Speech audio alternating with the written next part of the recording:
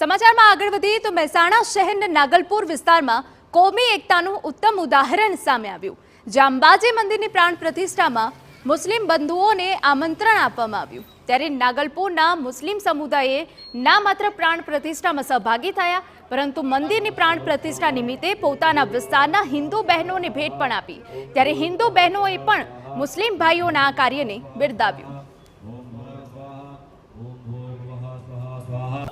જ્યાંથી અમારું નાગલપુર ગામ વસ્યું છે ત્યાંથી અમારી સંપૂર્ણ એકતા ભાઈચારાથી જ અમારે બધા હળી મળીને જઈએ છીએ।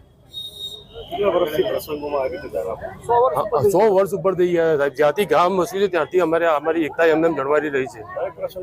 દરેક પ્રસંગમાં અમારી લાસ્ટ ટાઈમ અમારું રામજી મંદિર હતું, અમારું નીલકંઠ મહાદેવ મંદિર હતું, ત્યાં બી અમને આમંત્રણ આપવામાં આવ્યું હતું।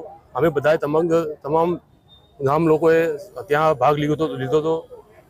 સંપૂર્ણ રીતે અમને ત્યાં અહીંયા એકતા વર્ષોથી 100 વર્ષથી હું જાણું છું, પણ અમારા ગામમાં બધા ભાઈઓ હળી મળીને રહે છે, બધી રીતે સારું, બધામાં ભાગ પણ લે છે। કોઈ કાર્યમાં બધા ભાઈઓ અમારા તૈયાર, બધી રીતે તૈયાર હોય છે। ભલે કોઈ હિન્દુ મુસ્લિમ કોઈ અમારા ગામમાં ભેદ નથી।